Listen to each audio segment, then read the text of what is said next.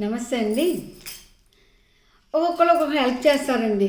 అది ఒక ఇల్లు కొనివ్వడమనో, లేకపోతే మన కష్టాలు ఉంటే ఆదుకోవడమనో, లేకపోతే మీ ఆస్తుల్ని మేము నిలబెట్టామనో చెప్తారు. ఎలా అంటే మేము చేయబట్టే మీకు ఆ రోజు అలా జరగకుండా మేము కాపాడాము, మేము చేశాము అని చెప్తారు. అది అజ్ఞానం అండి.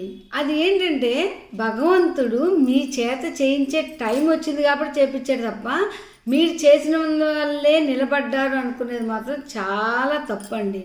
ఏదైనా సరే మనం చేశారు అంటే అది మీ ద్వారా చెయ్యాలని. ఇప్పుడు అన్ని చోట్ల దేవుడు ఉండలాగా అమ్మను సృష్టించాడు అని ఎలా అన్నారో అలాగా దేవుడు ఏదో ఒక రూపంలో వచ్చి మనకు హెల్ప్ చేస్తాడు. ఎవరన్నా కష్టాలున్నప్పుడు హెల్ప్ చేస్తే దేవుడిలా వచ్చావు మాకు హెల్ప్ చేసావు అంటారు.